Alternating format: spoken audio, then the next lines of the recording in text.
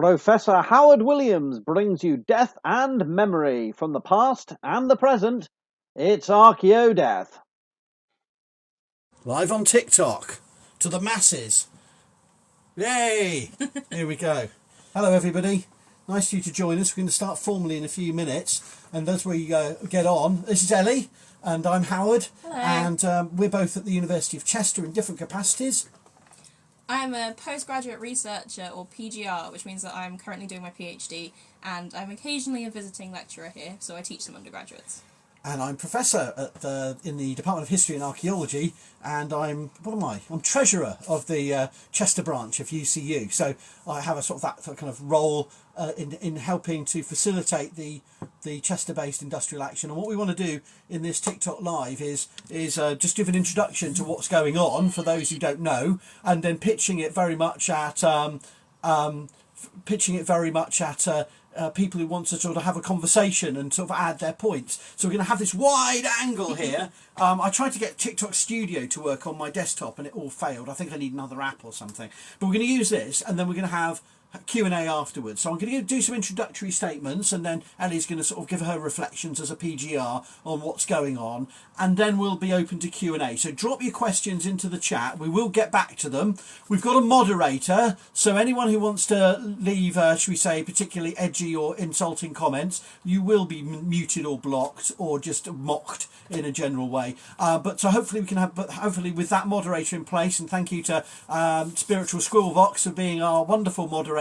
She's harsh but fair, and she will be sort of screening all nonsense so that we can have a proper conversation, and we'll be getting back to the Q&A in the latter part. So how I wanted to start off this evening really is reading out Dr. Jo Grady, our wonderful General Secretary's statement in the leaflet that you all members will have got about I'm backing the strike. And she says, our sector is at a crossroads. We can either sit back and allow it to be completely overtaken by an ideology that will rip up our jobs, terms and conditions, and the education we provide to millions of students every year. Or we can stand up and demand something better. I say we stand up, and I know you will too. And she says, last year nobody thought we could win a national ballot. Then we won it. When we won it, the doubters moved on to say we couldn't deliver strike action. When we delivered the biggest picket lines in the union's history, the doubters said we couldn't move the employers.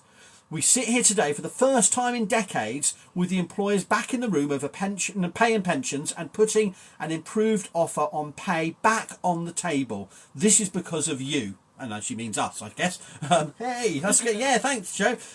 You know as well as I do, this is not enough, and would this is not enough, and would amount to nothing more than applying a sticking plaster to a gaping wound. We need settlements on pay that protect you against the cost of living crisis, and demand the restoration and long-term security of our USS pensions. We must deliver an end to the disgraceful insecurity and overwork that is rife in our sector. This is our vision, but the employer's view is very different. We know how difficult it is to take strike action at any time, let alone in the middle of a huge cost of living crisis. But the reality is, if you do not support the strike action, then the employer will automatically count you as on their side. And yes, I'm a general cynic of life to this kind of rhetoric of you're with us or you're against us. But frankly, Joe is absolutely right. In this dispute, if you're not participating as a member of UCU in the strike action, you are basically gifting the employers a win. And I think this is more than any time in the 25 years, man and boy, that I've been lecturing, this is the time where I think it really matters. Now, that's the General Secretary's statement, and you can follow UCU on all the social media channels where they've been doing great digital work of communicating the message. What I want to do is talk about the Chester branch situation really briefly before we have a chat about what our thoughts are on the matter. And I suppose the first point is that why are we striking at Chester? And I think the way to say it is, well, yeah, we're striking because of the national issues. This is a national strike action, so it doesn't matter if perhaps some of the issues don't apply so significantly to Chester while others do, that's irrelevant. We're really in a situation where we're now part of that national picture. And when we say national, we mean the UK, which includes Northern Ireland, Scotland, England and Wales. And here, right on the Welsh border, I've got colleagues only a sort of short distance away who are striking at their institutions on the Welsh side of the border. There's solidarity across the UK on this issue. And the issues are the USS pensions, which doesn't affect Chester, so really that's not our priority here, but we're standing in solidarity with our colleagues elsewhere where their pensions are being slashed, which for more middle-aged and elderly staff is bad enough, but if you're a young lecturer starting off, and you're looking at the prospect of a completely different future in the event you actually get through to retirement, and that's really worrying. Then you've got the four fights issues which our Chester staff really care about and do affect us directly, namely that we're all facing a cost of living crisis and our pay isn't keeping up with it, and on the back of that we've had 10 years of real terms pay decline in the sector that affects everyone, whether they're single, whether they've got kids, whether at the beginning of their career towards the end of the career. The fact our pay is increasingly impoverished, affects everyone. And then we've got other significant issues which colleagues are very concerned about. The overall workloads, I mean, year on year, it's a cliche, and it's so much of a cliche that people, I think, I almost doubt myself when I say it, but year on year, our jobs are getting more difficult, and are being made to be more difficult by the way, not simply the amount of work we do, but the way it's being constructed and we're being measured against performance. There's a whole host of workload issues, right? We all know that. And we also know that there's so many pay gaps that I keep forgetting which is which. But we've got the race, we've got gender equality, we've got disability pay gaps that are have long been an issue, and there's been no movement on them. And this is the moment to try and get some shift with employers on those issues that are going to affect not just us now but future generations. We can talk all we want about decolonisation and inclusion and all these terms, but if we can't even get a basic structure in place to address the existing pay gaps based on the identity of the employee, then I think it's all just dust in the wind. It's all just hot air, isn't it? And so that's the workload issues, the pay gap issues. But then finally, and for many individuals, I think the most important issue of all is not is the precarity issue, the casualisation of the sector, which does affect different institutions in different ways. But no one has been immune to seeing how short-term contracts, trying to get into a career in the start point, going through multiple postdocs and postdoc after and lecturing, visiting lecturer posts, just to try and get into this career, and then all the ways in which the casualisation bleeds into the workload of the permanent staff, and how permanent staff aren't really permanent in any regard that as we were. It's kind of turned into a vacuous term anyway. So all of those issues, those package of issues, is what the UCE are trying to get negotiations on.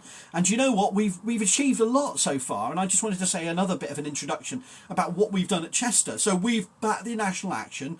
Our membership has grown massively at Chester, particularly since 2021, where we had a redundancy process that was a botched mess, and the union pushed back, and while some people were forced into early retirement through stress and demoralisation and just being sick of it, we didn't lose any members of staff that that were forced to be redundant, but still it left a bad smell at Chester. And this is not the only place around the country where these similar staffing exercises have been performed. And since then, moving through into today's industrial action, that's really mobilised us, realising the lack of care, the lack of understanding of our jobs that's endemic across the sector and affects us. So we've been we've done all 3 days of the national strike action. We've been on the picket lines at the Exton Park main entrance. The first day we joined with teachers, nurses on that national day of strike action on the 1st of February. Then subsequently on, I forget which days it was, the 9th and the 10th, or whatever it was last week, Thursday and Friday last week,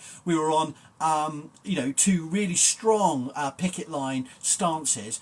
And this week we strategized to go digital, and we're doing digital stuff, of which this is the first. Tomorrow we've got the Doggo Day, so tomorrow is going to have digital dogs as our theme. It's almost like they left me to make this up, but it's true. There's the UCU Chester Doggo Digital Picket, so hopefully everyone can share their pictures of dogs in UCU hats, dogs being dogs protesting as part of our ongoing strike, because precarity workloads don't just affect us, they affect our canine pals. And if you don't have a dog, then you must have maybe some other kind of stuffed animal, such as I have a aardvark here. This is Ardy the aardvark, who sits on my desk. And without Ardy, my work would be harder. And Ardy is my supporter. And so Ardy will be making an appearance. He's not a dog, but he's going to join tomorrow's digital picket for the Doggo Digital Picket. And then we're continuing the animal theme with Thursday, our digital picket.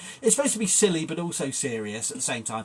The UCU Chester Cats Against Casualisation digital picket. Because again, as people have been seeing on digital media, people have been really using cats as a medium to protest against what's happening in the sector. And whether you have a cat or not, it's just a bit of fun to get people to share their stories and perspectives on how the industrial action affects their life, and is, as part of our ongoing protests, really. So that's the kind of introductory thing I wanted to say about what we've done so far, what we're doing this week. And I think next week the plan is we're going to have a branch meeting on Thursday, and I think the plan is to go back to the physical picket, back to a different strategy of which I can't decide yet because it's not up to me. But we're going to go back to the physical picket if UCU negotiators haven't secured a deal at ACAS yesterday and today, which we'll hopefully be hearing about soon. I mean, I'm optimistic that some movement will be made.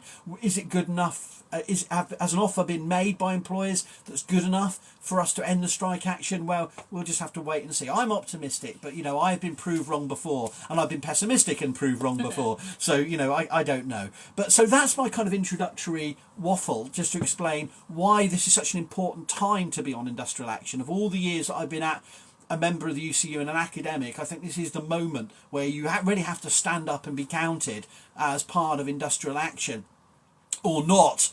And I think this is really important within.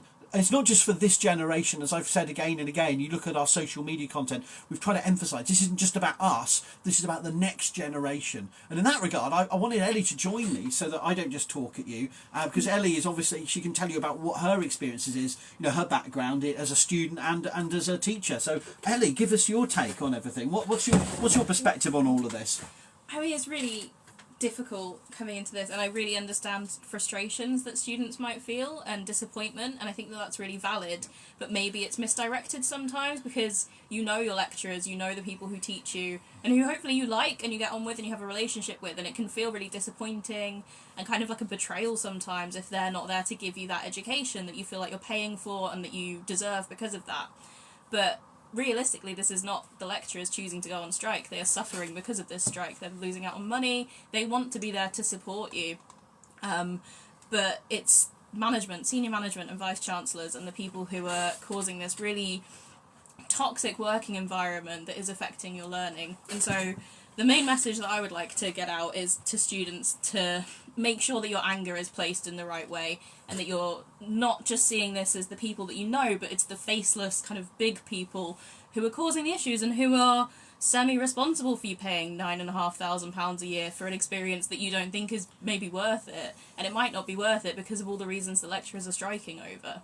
So I came into my PhD in May 2021, so it was a month into that redundancy process that Howard mentioned. So that was a really strange time to come in and see all of these people that I'm just getting to know and that I'm hoping are going to support me and who I've come to because I believe in their expertise to kind of see me through this really significant part of my life, and just see them suffering at the hands of the university and being really unsure about what that means for them, what that meant for me.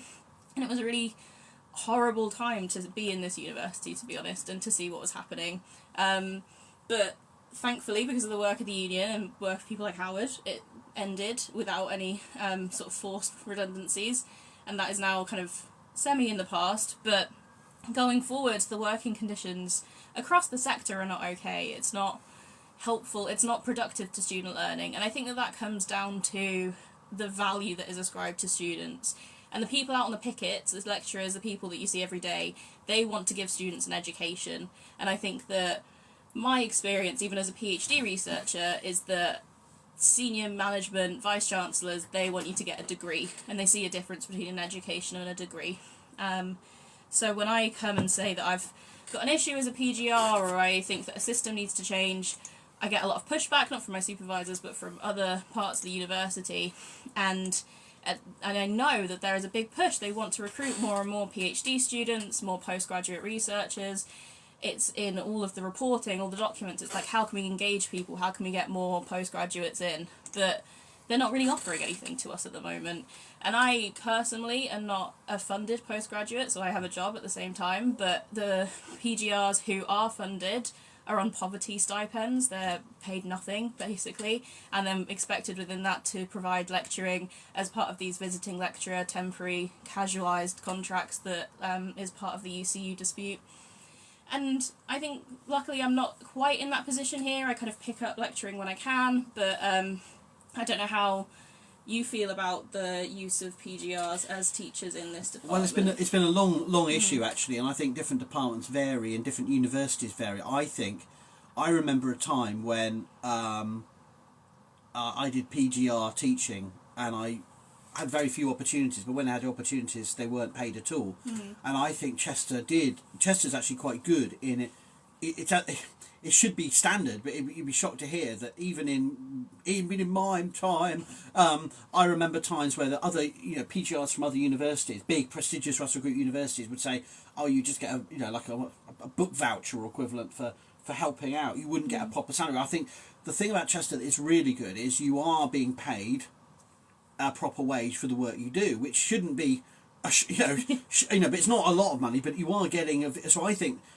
And there's been a lot of effort to try and support VLs and make the teaching they're given part of a career, journey.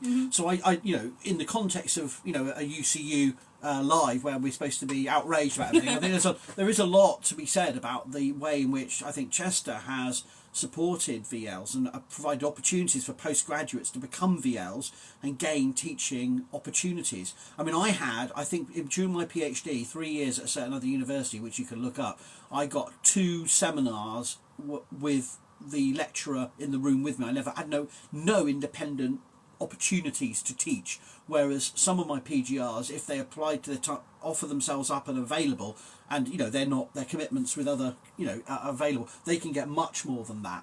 So at one level that's an opportunity, another level it's exploitation, and this is the balance of how we see this use of PGRs. If we don't give any opportunities for PGRs, then we're not giving you the sort of career introduction.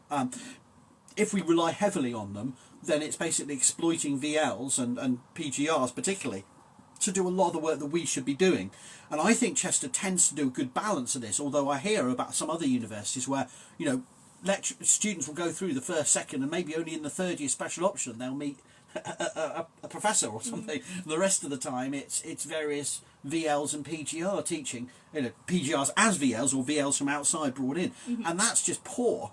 And I think, so I think every institution has its own problems, its own challenges, its own mix. I think we do okay, but still it's far from ideal. And, we should be treating the move and the push for a long time has been to make postgraduates more like employees, that they should be contracted, paid with more than just a pitiful stipend.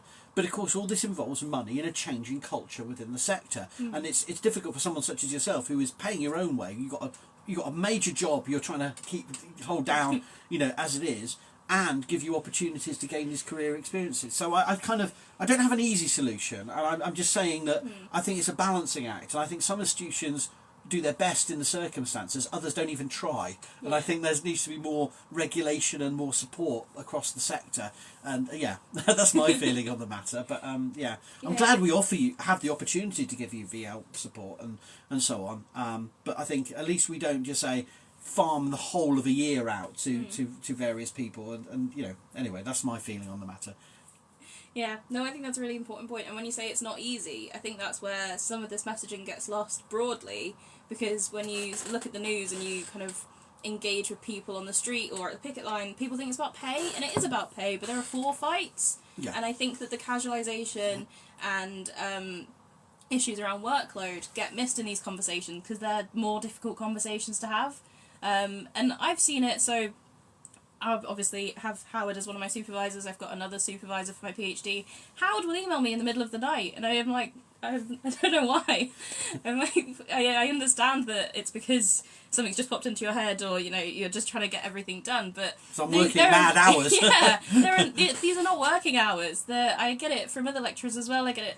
I work in a university museum, so when I have to contact other researchers, there's no working hour for a lecturer, as far as I can tell. There has been a push to try and impose upon us. You should not be emailing at weekends other people because it sets up the expectation. But at the end of the day, I have to try and communicate when things come into my mind, and often, sadly, the tragedy is it's 3 a.m. or it's at some odd time when I get around to answering my emails, having done the marking or having done the lecture prep or having done the admin tasks or having done the research or the editing I'm doing, and that is just one little hint that things are not as they should be. But some people say to me, oh well, you should only be communicating between 9 to 5, and I said, well, firstly, neurodiverse people don't work in a 9 to 5 environment. That's why we have that flexibility. But also, frankly, that's not the answer. It's not the answer to impose 9 to 5. That's just making the situation worse. What we're talking about is that the fact people are working such long hours is just revealed. That's the tip of the iceberg. Is you see it when you get the occasional aberrant email out of time. Imposing a regulation on when people do their emails or when they go to the bathroom or something is not the answer. That's just, that misses the point entirely. But yes, I agree with you. I sometimes do that, I confess, and I know other colleagues do the same. Yeah. It just highlights where the issues lie, and that people are working 24/7 to try and keep things going, to try and provide support and guidance, and to do this job that they're really passionate about, and that is getting exploited, and it has been for a long time. So for me, I am doing a PhD because I really love the discipline that I'm in, archaeology. I love researching, I really enjoy teaching, and it kind of brings all these things together, and I would love to have an academic job in the future, but looking ahead, it's very toxic, it's very competitive, which is kind of okay, but then to be competitive in an environment where I can just see burnout and mental health issues, and there's kind of, I think I probably will end up in academia, I hope, but the incentives are just getting smaller and smaller, and that isn't just an issue with this sector. I think it's an issue with a lot of different sectors, but I don't know how many PhD students you'd find who say that they're genuinely looking forward to a career in academia because we see the issues with it. I think the thing that people don't understand, and I think it's like any expert subject area, if you're spending 3 years as an undergraduate doing a master's degree, and like Ellie, then you're doing a PhD, that's 7 years of your life at least. If you want to see it as training, which I detest, but if you want to see it in that terms of training towards a career path, which is the kind of nauseating terminology that I make me retch just thinking about it. But this is the kind of that language that we're supposed to use. If you think about it in that way, you can't just say, well, why don't you just get another job? This is the academia. If we were thinking about a sector and brain drain of the generations which we've hemorrhaged people who would have made at least as good an academic as me. There's many people out there who could have been. It's not so that we're only a few talented, special people can do this job. Yes, you have to work hard. Yes, you have to be brilliant. But, there's a lot of brilliant people out there. And the fact is a lot of them just give up. And particularly, this is a gender issue, it's a disability related issue, it's an ethnicity issue, but it encapsulates all that, and that's the problem. That's not a healthy sector, that's not a healthy environment. We're not some kind of weird, make or break Hollywood acting role life that people valorise as something wonderful. Then after 20 years of eating only one meal every 2 days and only getting bit parts, suddenly I got a leading role in this film. If you think that's a lovely way to have a career, wonderful. But you're in fantasy land. People need to be maintained, supported, nurtured, and given some backup, and that should start at undergraduate level. and go through postgraduate into postdoc and into teaching roles, and it's really broken down. And I think that's the thing that we're all concerned about where this is going in the next couple of generations as academia. Because, you know, the other point to say is that British academia has many faults and failings, but we are not exactly a poor, impoverished country with a poor, well, they've no comments about Brexit, but you know, there's many things that are wrong with the UK, but there's many things that where we lead the way across STEM, across the humanities, across social science research. You know, we have a high reputation for good reason, and you know, this is something that is important for our economy, important for our society, and important for our international standing. And given how much so many other, you know, reputational and disastrous things that our country does and has done, you know, this is something that really should be at the sort of our flagship, rather than being neglected in the way that it is. And yes, we're not nurses, we're not firefighters, we're not rail workers, we're not frontline workers, but we brought students through the academic. We kept, you know, we did so much extra work to get students through a global pandemic and keep the British academic system going to produce high quality, you know, graduates for a range of career paths, including vocational ones, but other ones too. Many of my students don't stay in archaeology; they go off and become teachers or work in business or whatever.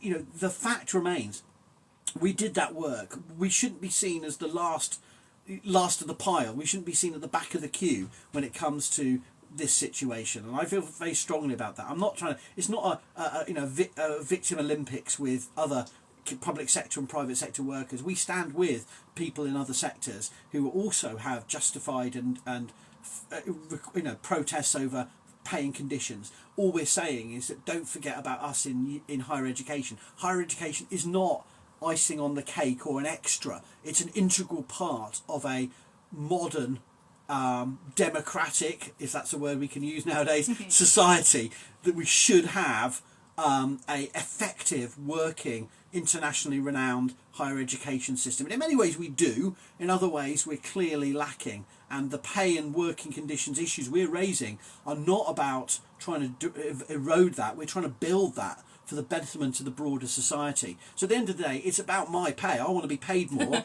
and I want to work less. But it's also about, can I do my job effectively to train and support colleagues and students for the next generation? I'm ranting again. No, I think that was great. That's exactly what I think needs to be said. You don't need a degree to do well in life. We know that, but degrees don't just give you, well, as archaeologists, you don't just learn about archaeology, you learn about critical thinking and empathy and people around the world who you can build these relationships with and have a better understanding of. And hopefully you leave your degree as a more mature, more well-rounded person. Hopefully you're going into the world as a kind of solid adult. And again, you don't need a degree to do that, but the point of a degree isn't just to say, here is a barrow, go and look inside it. It used to be for archaeology. It's not anymore. We've made it better. We've made it woke. But I think that, yeah, to dismiss people, I see it a lot of just get a different job. No one cares about you anyway. No one likes you. It's not a helpful conversation to have, because I work in another sector. I work for a museum, and I am about 2 months off the end of my contract because I'm on a temporary contract. And I'm looking for other jobs, and they all pay very low wages. And then you say, okay, well, use your other skills. You're a teacher. Teachers are on strike. Go into a different industry. Oh, they might be on strike, or they're paying really stagnant low wages. So really, you want everyone to end up in the private sector doing something very capitalist and not really necessarily helping anyone or improving society. It's not a helpful argument to have to just say, change your job, just leave. If you don't like it, just leave. People are staying because they want to fight for an industry that they believe in, and academia should be for the betterment of the world. The university should be here to do good, and to have all the people who care the most just leave because they're sick of it isn't a best outcome, but it is starting to happen. Can I ask you about your experience, Ellie, of the strike action itself, though? Because, I mean, I confess, I haven't always been on strike, and I haven't always been in the union, and I haven't always been in a university that's made the threshold to join a national action. In fact, most of the time, in my career at Chester, we haven't made the threshold to join the action. So we've seen other colleagues go on strike at other institutions, and we haven't, which is very frustrating and demoralising. But here I am now. But what's your take on it, or how does it feel about? Is there a vibe? Is there a sense of how it feels? Is it all feeling weird or stressful, or does it actually feel quite empowering? I don't know. What's your take? It's a strange one for me, I think. So when I've been a student throughout the start of some of these disputes, or for the pension strikes, I was a student and I saw my lecturers go on strike, and I understood it. I've come from a very left-wing working class background, so I learned about strikes from a young age. So I understood it, but I was still a bit like, that's annoying, I wish I could have spoken to my lecturer. And now as Howard said earlier, I want to get the experience of teaching, and I really enjoy talking to students and undergraduates about ideas that I care about. So when I decided for the next few weeks of my block of teaching to go on strike, I actually joined the union specifically a couple of weeks ago for this. I felt really conflicted. I felt like I was, potentially losing out on an opportunity for myself, but also meaning that the loss of learning for the students would be a negative. And I think that there's some really interesting topics coming up that I would love to discuss with them. And so I felt, I feel like I'm doing the right thing, but at the same time I'm disappointed and frustrated that I can't get into that classroom and talk to people. And I think on the picket line last Friday, there was definitely a nice energy amongst other people on strike.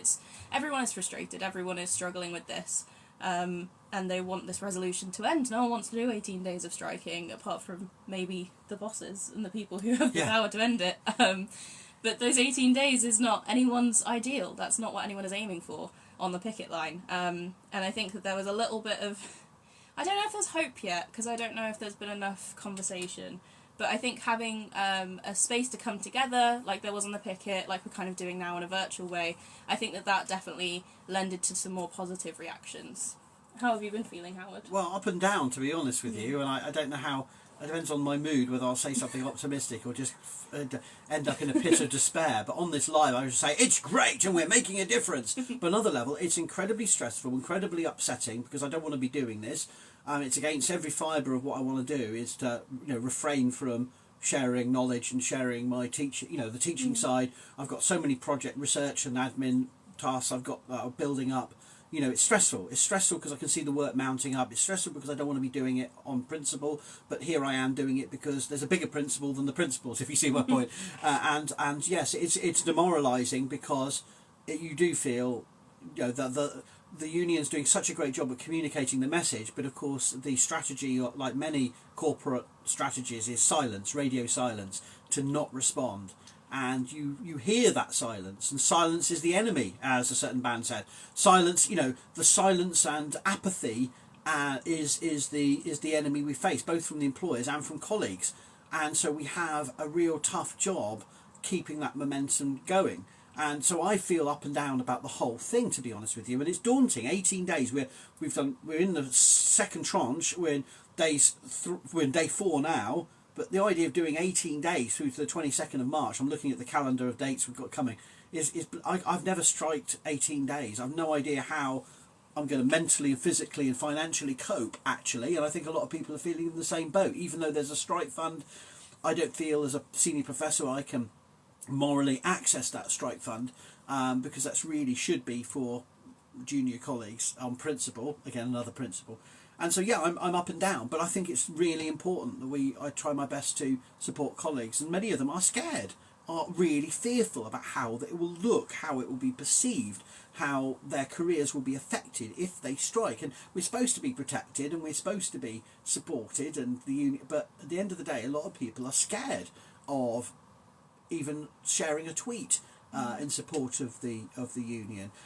And I think that's really revealing of the climate we're in with this government, with these employers across sectors, that there is a real "we will not negotiate with terrorists" type rhetoric against unions, as if unions are trying to fight some class war or ideological war. Well, we're pushing back against policies and practices brought to us, but all we're trying to do really is just to support a system and change a system so that it isn't a mess for the next couple of decades.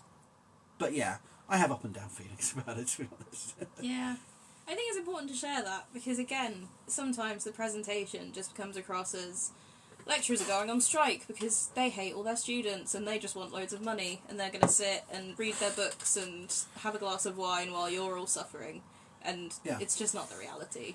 Everyone is struggling with this, apart from the people who are making $250,000, $500,000, $500,000. I mean, I know it's a cheap shot to talk about VC salaries, but it does embody a broader problem, and I think and some of the abuses of corporate style salaries and neoliberal universities, it captures the kind of contempt for our rather modest bid. All we're asking for is a pay rise that matches the vast increase in cost of living. We're not asking for a pay rise above and beyond, which we actually deserve in abundance. But no, all we're asking for is something that matches the fact that we're all paying, everyone in the country is paying masses so that the energy companies can make profits. I know that's a simplification, but I'm just saying, all we're asking for is not to have to pay, not to become poor, And the thing is, a lot of people don't understand academia. There's a lot of hatred of academia. They think we're all literally sitting in tweed jackets, puffing pipes, as you said, and we're all living in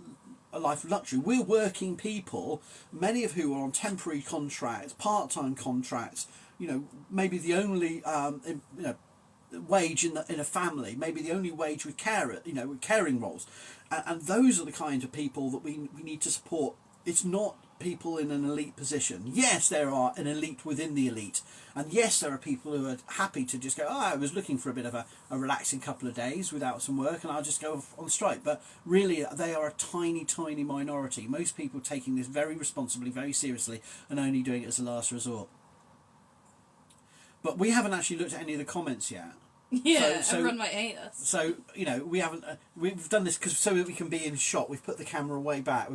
So what we're going to do now, if that's all right, is we're going to look at some of the comments, and if they're all like, "You're all you bunch of," then we'll just go, "Well, so do you," But no, but seriously, I'll have a look now, and I'll move the camera in a bit closer, and we'll see what people have been saying, and so let's see what people have been saying. I'm going to take my glass off the thing.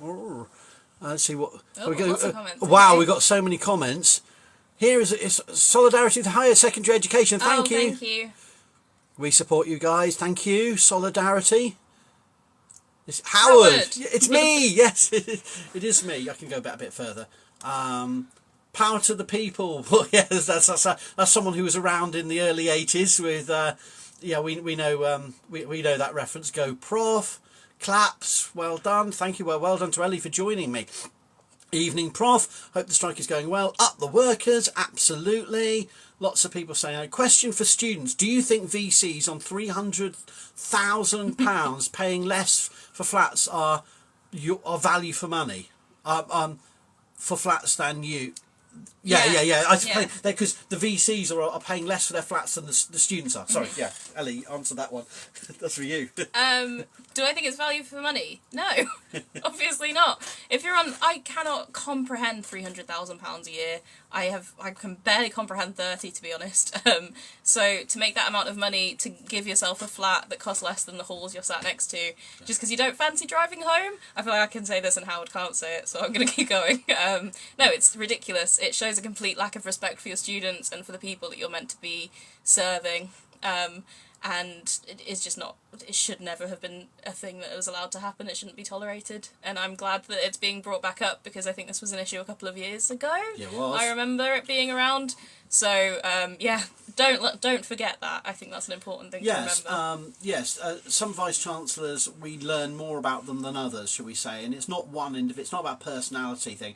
Many of these senior managers, it's many of the same issues we're seeing with the public scrutiny on other figures, such as leaders of industry, politicians. The abuses, or at least if it's not abuse, it's borderline cheeky, or double standards is the perhaps best way to say it, rather than abuse. But there's certainly a different set of rules for some people in higher education. That's the way I would put it, slightly more diplomatically. Don't sack me. Any racist? Yeah, thank you, Spiritual School of Oxford. Should we just say to the flat and to student rent that the University of Manchester students who are occupying buildings on a rent strike, just solidarity with them. General election now. Well, I would wish there was a general election, but I have a very cynical approach to general elections. Is that you always find the same prats get in, and even if they do get, the priorities are so many of what should be resolved. I wonder when, and even if there was a general election tomorrow and there was a new government in place, how many years it would take for them to get around to dealing with the mess of higher education, given all else that needs to be done. So I'm not. Yes, general election now, all by all means, but it frustrates me whether that would go anywhere quickly. Country is on its knees, as yes. I mean, I think this is a broader issue. We're not, insensitive to the almost criminality of the way that the government has behaved. As someone said, it is some of these people should be in prison by now from the last couple of years of embezzlement and contacts to friends and all the other things we've been hearing about. I've seen PGR teaching being pitched as valuable employability experiences, unpaid. Yeah, classic. Comment? It doesn't happen here, thankfully, but yeah, I've seen similar things. Like I say, I work in museums where volunteering is absolutely the norm to get experience, to get into the industry, and I think that any role that is being paid for other people should never become a voluntary position, and experience is great, but it doesn't pay your rent, and rent is ridiculous as well, so it's looking, if you're in that sort of position, I'm really sorry, and it's looking for ways to gain experience other than that, and hopefully you have good supervision, like I have, where they could point you in the right place, but yeah, that's really difficult, and it shows the value. Like I say, every institution wants PGR students, but when you really look into it, how many of them are offering a decent package of support and of experience to them, I don't know if they always line up. Being a teacher changes lives. Well, so when done well, should be supported. Yeah. People are agreeing with that. Liberation in the teaching space, I agree. Are the teachers on strike? I support you. Well, I'm not. I mean, teachers have been on strike, and they've been offered a revised pay deal, so it made a difference for them. Whether it solves all the issues, I know Welsh teachers were going to strike today, but in higher education, we are both teachers and researchers and administrators, and it's not just lecturers that are on strike; it's support staff such as librarians, and all these other groups within the university. So I want to emphasise it's not just about lecturers; it's about the broader UCU staff at universities. But anyway, you should be paid for the hours you work, regardless of when. Good point. Yeah, I think that would bring your salary up quite high, wouldn't it? It would. I mean, if I did, I don't want an hourly pay salary because, but if I charge like a consultancy rate per hour or something for what I do, because there's so much of my job, I'm doing editing for other people, I'm evaluating grant proposals from all over the world, because I see this as part of my broader role that's not hourly contracted. So there's flexibility within my role, and I take on a lot less than I did because I realised I was being treated like a mug by some people, but I still do work. I've just peer reviewed one. I've got another article I'm peer reviewing for an international journal, American grant, American and Canadian and Australian and other parts, French and Belgian grant bodies do ask me as an expert in the field to Swedish and other places to evaluate proposals. So I'm working internationally, and a lot of that doesn't get paid. Kids can get like €50 or something, but it's not going to pay the actual time it takes. Yeah. Why is it I couldn't have stayed in academia? I would have loved to do paleontology. Well, yes. I mean, obviously, I do dinosaurs as an archaeologist, don't you, yeah. Ellie? No, we don't do dinosaurs, but we kind of wish we did. You dress as one. Yeah, I do dress. We had dinosaurs. The Solidarity Rex was on the picket lines, as you will know. This is what TikTok does. It jumps annoyingly. Okay. So we then have to go back because I know it's really annoying. So I've now got to I've got to find where we got to. But we had dinosaurs on the picket line. There are some dinosaurs in archaeology, just not that type. Not Howard. Oh, I am a bit of a dinosaur. You can't teach an old dog new tricks. No, you can. That's what we do. We're changing all the time. That's the thing. We're adapting all the time. And I'm not trying to invite anyone else to join. Capitalist system ignores academia. Yeah, exactly. We are part of a capitalist system, but we don't. I refuse to treat students like customers. I treat them as more than that. They are. Anyway, there's a whole rant I could go on there. Is there any way to donate to the strike fund? Says Ronald. Yes. If you go to UCU main page. What is their main page? It's they have a strike fund, and you says you can donate. I can't remember the. It's ucu.org.uk, and if you go to ucu.org.uk rising, I won't try and type it in, but ucu.org.uk. There's a strike fund, and you can donate to the strike fund to support those going on strike. Thank you so much for asking that question. Who's going to take us forward if it's not us? Exactly. And you know what? In the zombie apocalypse, you should know a good archaeologist, because we know how to survive in the zombie apocalypse. We've got the knowledge, you know? I don't know if I do.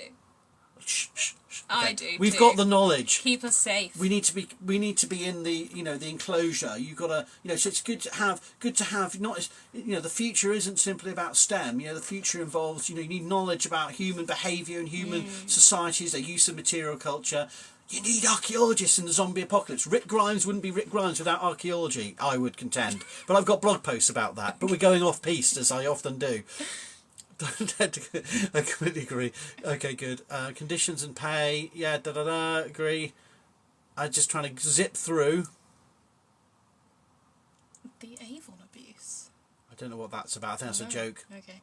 How much do archaeologists earn in GB? Is it enough to live? Oh, well, it depends what sort of archaeologist you're talking to. So, I am happy to share my wage. So, as a visiting lecturer, I get paid just under £50 an hour, which sounds like a lot, but that is for the teaching hour. So I do all of the prep before the lecture, which takes 6 hours about a day, and that includes any marking as well. So it brings the hourly rate right down. As a museum worker, I work in a learning team in a museum where I use my archaeology, and I get paid prorated, because I don't work full-time, about £29,000. If you're an archaeologist on a dig site in commercial archaeology, if you're a trainee, your wage is about £19,000, so it's way lower. I don't know how you feel about talking about lecturer wages, Howard. I think the thing about lecturer wages is there's a number of factors I've pointed. Yes, they are affordable, and I'm on a relatively good wage compared with the commercial sector and museum sectors, which is archaeologists in other sectors in the UK are abysmally paid compared with academics. I'm very lucky. Apart from some consultants and directors of firms, I'm on a really good salary. But having said that, I have a lot of responsibility and a lot of work to do for that role. And the other thing to say is that certain other universities have much better salary spines than my university. So I am a professor, which in the UK, I know the Americans and Canadians think a professor just means anyone, but a professor is a senior professor, so it's a senior role. So I went from lecturer to senior lecturer, then jumped 2 categories up to a full chair of archaeology at the University of Chester in back in the day, back in 2011 I think it was. I became professor, right. And that gave me an okay salary. But I know people at certain other Russell Group universities who are senior lecturers are on the same pay as me. So I actually, which is a bit galling, given they have there's no comment. But my point is, we're all in slightly different situations, and people in FE, further education, are paid much worse. People in commercial archaeology, museums, government are paid much worse. So I know we're lucky in some respects, but that doesn't mean we shouldn't be pushing for better conditions for the situation we're on. And certainly in a university like Chester, we are almost bottom of the pile in terms of senior academics pay. And that is obviously rather frustrating, given how much and how long I've worked in HE in the UK. Yeah, so is it enough to live? It depends on your situation, like anything. I would say commercial archaeology is the worst paid, and that is the one which has a job shortage in the UK and like desperately needs people in, and requires a degree, so it needs people to teach them to get into those jobs. That's really low wages. There's been work on that recently showing how people are living in poverty with that. So no, commercial it's not, but other areas it is. Silence is compliance, absolutely. Keep going, don't let morale fail. Teachers in Poland are treated as children, enemies of government, TV after their strike. I bet they are. I'm so sorry to hear that from Poland, because it's really quite vile how people are seen as enemies of the, almost like, the hatred also by other working people, different sectors. Oh, I hate the postal workers or the teachers or whatever it may be. And you realise there's so much ingrained self-loathing within that's fostered by our media. It's really depressing. The same thing happened in the 80s. Of course it did. My lecturers aren't striking, but all the students I know across multiple unions support the strikes. Well, that's good to hear, EJ. Thank you very much. They have the power to lower the freeze. We only have the power of leverage. Don't lose heart. Thank you. I made more in the military than I do with a PhD, says Ghost Professor. Yes, and the UK, the American system is the model that the UK are pushing towards. You know, shitty situations of short-term contracts. And I have every sympathy with your situation, because we know that it's worse in the US in terms of casualisation, short-run contracts, and we know we're lucky that we're not there yet, but that's where we're going, sadly. So if we don't put a stop on this, in the next decade will be very similar to the US system, which I think is some of the hard right, you know, of our country just want us to become another state of the US, but with even less rights and powers than you guys have. So I think that's what we're fighting against, is not just people on the right. We're being run by one of the most extreme right governments now in the Western world has ever seen, outside of dictatorships, I would hasten to add, you know, in terms of economic policy, not in terms of military or totalitarian policy, but, you know, we are living in a really uncomfortable time here, and a push that's, you know, towards that situation. Yes, and they want people stupid. So knowledge is power, as you say. Yeah. They want a stupid population who will lap up the stupid TV and the stupid opinions of stupid people who appear on stupid YouTube channels and stupid TikTok channels. And they don't want anyone who's actually informed, and that's why I'm on TikTok as well, to try and lift the level a little bit of some things, but also why I'm doing this job. Yeah. Mm. Maybe there should be student rent strikes in other places. Oh, I don't know if that's for us to say. I do support the students in Manchester, and I feel for them, because I think that the university have not responded appropriately. But if students feel like they are willing and able to go on rent strikes, then power to them. But I think that probably takes a lot of thought and planning, and that there can be some really serious consequences, because as we say, students are seen as a customer, and if you take your money away, then you're not a customer anymore, so they don't care about you, and they have threatened University of Manchester students that they will no longer be enrolled in their course.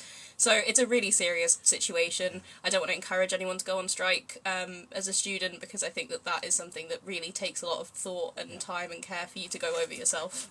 I think that's really important.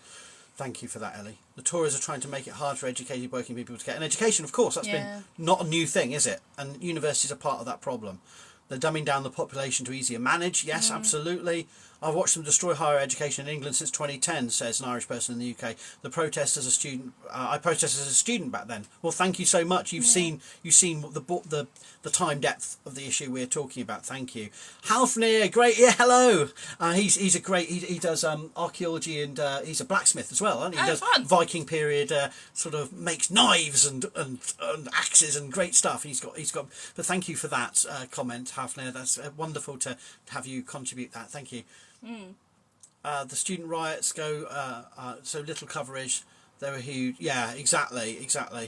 UC.org to donate to us. Yes, thank you for the link. Yeah, well done, guys. If I hadn't been made redundant, I'd be out on strike too. Well, this is the problem, isn't it, Helen? Oh, Helen. Hello, Helen. Yes, obviously lovely to hear from you, Helen. And I'm so sorry about what happened at Worcester. Absolutely despicable, and I'm bitter and angry for you still. And yes, hello, Helen. And so we're dealing with Helen here is one of the staff at Worcester University, who's a despicable situation where they cut archaeology at a very short notice, a really successful course in a region where there'd been hardly any other provision of note, did great work, and just cut by a VC who decided archaeology didn't fit their vision. And I wrote to him, and he got very upset about me, got very threatening. He didn't like me sending him messages, but so I have little regard for that institution's treatment of its staff. Very poor. On the zombie plans, I should not be detracted by zombies. I know my daughter, a single mum, got into. Oh yeah. Oh great, well done. That's good. It's a scandal. The low heritage wages are, yes, and it's the broader sector. It doesn't help. And yes, Chester has many issues like Worcester. Yes, absolutely, Helen. Just because some people are better paid than others doesn't mean it's okay to exploit them. Exactly. I mean, that's the situation, isn't it? We're not catching. I think we're catching up, but not there yet. This is the sense of anxiety when going through comments when you're trying to catch up. I hope you. But it's good. Yeah, CJ. And they're trying to scrap human rights. Yeah, there's always bigger issues, isn't there? And that's the thing, is when we're talking about higher education, you can always say, well, what about this? And there's always more pressing issues. So we totally respect that. The broader human rights issues, are just terrifying. Yeah, I think that's a good point. I was speaking to some undergraduates recently talking about how universities spend their money, and they've been asking for transparency that they're not getting at Chester, for the Students' Union anyway. And I think it's really important. You have hundreds of thousands, potentially, of stakeholders, of people who are paying into your university to continue to build the buildings and pay the lecturers, and who are your source of income. And I know that student tuition is not the only source of income universities receive, but when it's a significant amount, they should definitely be more transparent and make reporting accessible and readable and understandable for students and for anyone who is interested in it. And I think, yes, I mean, our government is equivalent to the Republicans in the States, although there are fundamental differences, and I won't go into all of it. But we also have, in some ways, some of your Democrats are further right than some of our Tories, or some of our left Tories, it's a complex. I'm not sure I'm qualified to make the political discussions. All I would say is, yes, we have a right-wing government. We have the equivalent of the right of the two main parties in power, as has happened in the States under Trump, but we didn't have a Biden moment, and so we may have one. We had there's a longer, complex discussion there that I don't want to get into. And let's just say, I do want to say this, because I said this when I talked to Cheshire Live last week. The point is, academics are characterised by some in the media as some kind of left-wing wokerati, and we are, of course. Yes. But equally, there are colleagues with a range of political views that don't map easily onto a spectrum of left-right. I have some extreme hard right views, usually when I'm drunk, and then I realise what an idiot I sound, and then I get, no, I'm joking. But but the point is, we all have a different complexion on the political scene, and the unions are obviously a democratic appointed and system that is supporting its members, and we are not all of the same political point, and there have been intense and passionate debates about the strategy of the strikes, how we perform in the strikes, that shows those divisions within the politics of the union. So we're not all some kind of pushing some hard left agenda to teach, to impose universal drag queen speaking to our students, or these kind of comedic, with straight bananas and all these other mad things that people have come from the Daily Mail, if you read, or all these kind of, it's not like that. We are from academics, we're hardworking people with different political views, but we're trying to just get fair pay and decent working conditions. It's not more complicated than that. Yeah. And I really resent the culture war nonsense that about trigger warnings that gets thrown at us, as if we're all sort of trying to sort of impose some ideology. We want our students to be critical thinkers, and if that means that they happen to end up being left wing, wow. But my point is, or at least understand different political viewpoints. But my point is, we aren't pushing a single viewpoint on our students, and all I can say is I've tried to do that as a rhetorical device in some classes, and it never works. It always backfires, whichever stance I take on an issue that has a political dimension. It's always funny and interesting, and sometimes quite shocking to see how students respond to those things. So I assure you that we are not. Just ignore all of that nonsense. Suddenly there's a flurry of comments in relation to that. It's really difficult to keep up with all of this, but we're trying our best. I hope this is okay, folks, but do Spiritual School Box, let us know if we're missing anything, or jump on if you want to, even if you don't want to have your camera on, just to let us know if we've missed some really critical point. I'm a single mum and managed to uni educate my daughter and son, zero debt, but it crippled me. Well done to you. And the debt is the other thing, isn't it? Is that students are paying so much money to go through this education. So just amazing job for you as a mum, and single mum, and as a mum, and for doing that. But it's daunting as heck to think about how. And the hatred of experts, of course, Alistair. Thank you. And hi, Alistair. Lovely to see you. Thank you we had a good old chat on the Doctor Who live the other week, didn't we? But yeah, you're absolutely right. It's that hatred of anyone who knows anything, that's perpetuated, that is part of a broader problem. pricing poor families out of the uni, I think, is important. Because it is, I have about, I don't know, with interest, like 70 or 80,000 pounds worth of student debt now, because I've done my masters and my undergrad and now my PhD, which I just don't see as real debt, because I don't know if I'll ever have to repay it. Probably will at some point, but it's very much in the back of my head, and I think that's how a lot of students You're not treat allowed it. to die until you... Yeah. I'm just waiting for it to get written off when I hit 60 or whatever the age is. I don't know if that's the right tactic, but it's the one I'm going with. But I think that it's really daunting to take on that amount of debt, and like I said earlier, I come from the same background that you're talking about. I don't know if now, if the situation was as it is now when I started uni, I don't know if I would have felt as confident walking into the place. And I think a lot of people are probably put off by that, and by the fact that once you're in, you're not respected. It's so much easier to kind of stay in an environment that you know and that you're familiar with, and that you're not going to put yourself in thousands of pounds worth of debt. And it's not fair to keep people out that way. And it just, as we said earlier, it affects people in different ways. There's a class angle, there's gender issues, there's race, there's ability and disability, and it's widening those gaps constantly in the same institutions that'll be like, we've decolonised such and such, and we're being anti-racist, and we've got an EDI position, and whatever it is. One of the authors on your reading list was not born in the UK, where yay us. Meanwhile, you know, and, I'm sorry, that's a bit unfair, but you know what I mean. That sort of posturing, and there is a lot of performativity that universities do and academics do in this regard. And we have some real bizarre disparities where even in the strike action we have colleagues organising events on decolonisation or LGBTQI plus rights on strike days, for crying out loud, which kind of beggars belief when you think about, well, if you think that you're caring about those social issues of equality, yet you're not willing to... Anyway, I could rant, and I will, but not, maybe, you know, they're pricing poor families out, yeah, absolutely. Education in the Ireland and Scotland is far more protected, yes. And this is the thing, we can see the disparity within the EU. We're not in the EU anymore, but you go to Germany and other countries have found the money for this, right? And they're not living in squalor because they find money to have free education. In fact, the opposite. This is a UK problem. We're the poor man of Europe in that rhetorical sense in this regard, or the dumbass man of Europe, or woman of Europe, or person of Europe, because we're trying to Americanize and you know, our system. That's about veterans, I think. Ghost Professor's talking about working unions are more utilised here in Europe. Yes, I think Margaret's from Norway, I think. Is that true? Yeah.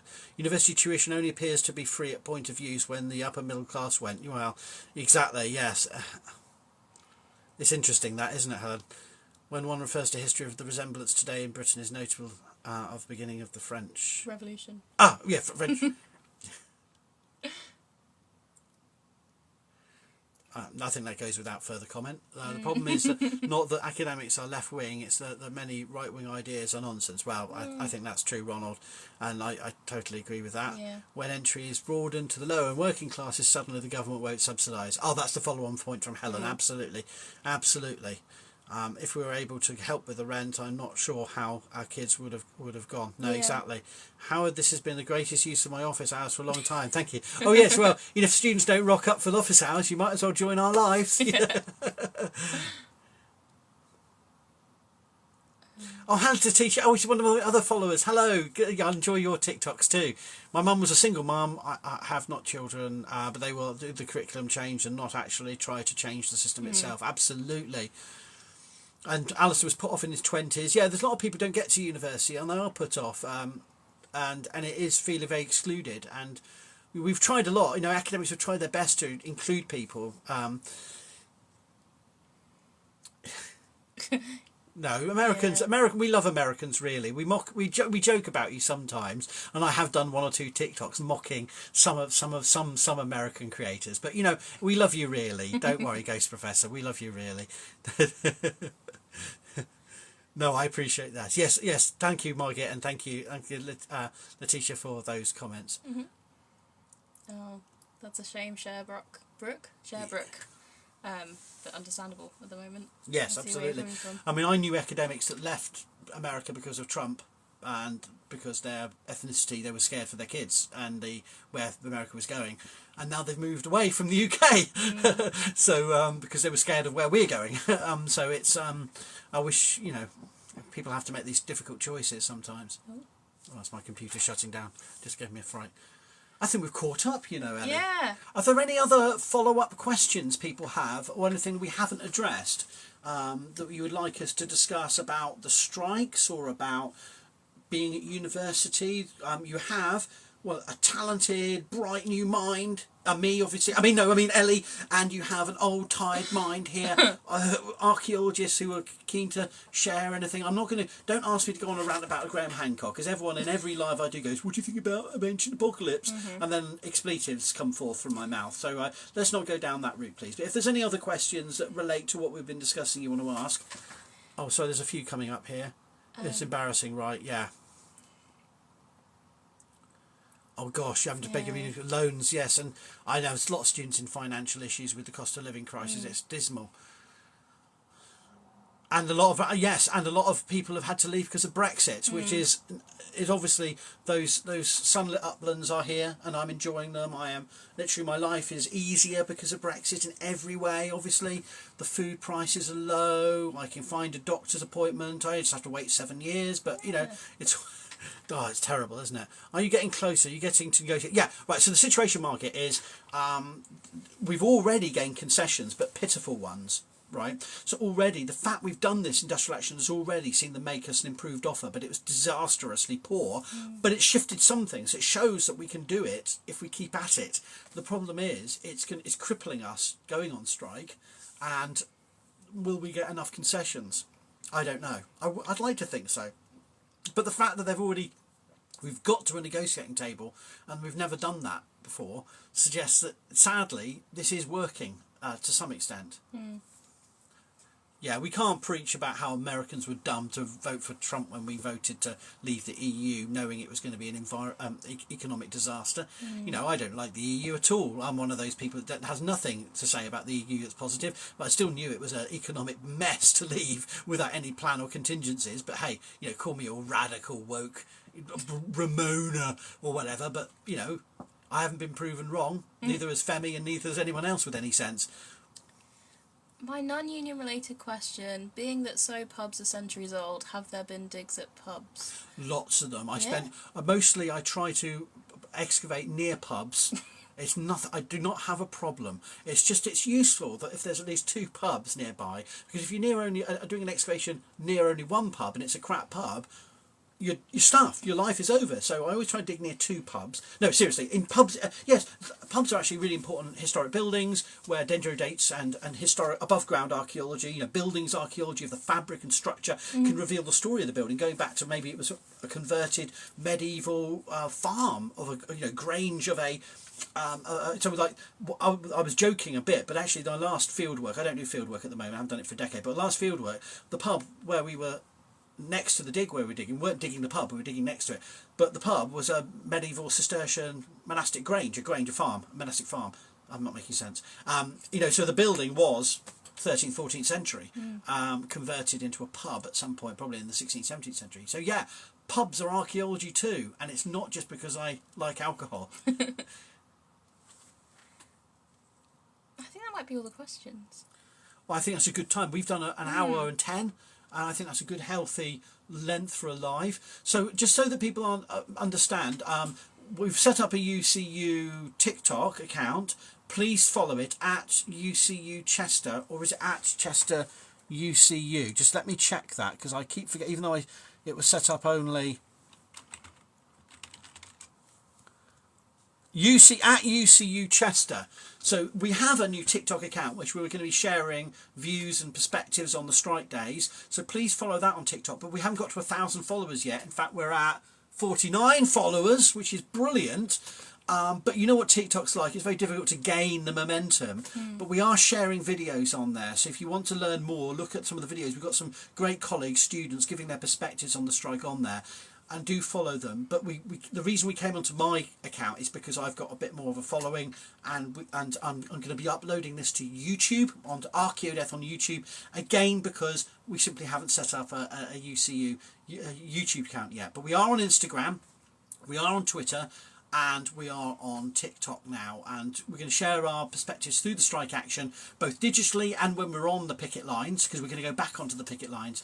And anything you can do to boost our cause or support the rights of workers wherever you are, it all helps. So I just wanted to say thank you so much for all of your kind comments, your supportive comments, and solidarity to all of you, and also just the kindest good wishes to those of you in this live who have lost your positions and have faced facing real hardship, because we're all, everyone's struggling. It's not just about the higher education. We know this, and we just just be kind to each other and be supportive of each other, because we're all in this together.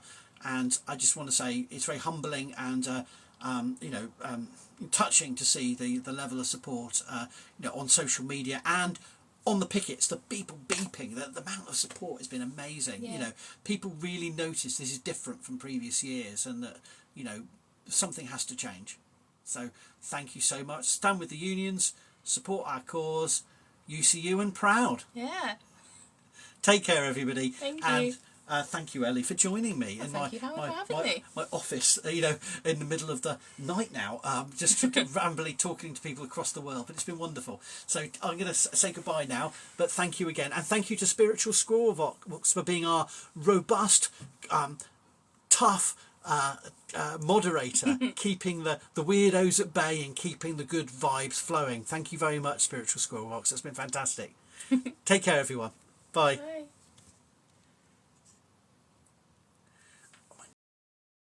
If you enjoyed this video, please consider subscribing to Howard Williams on YouTube.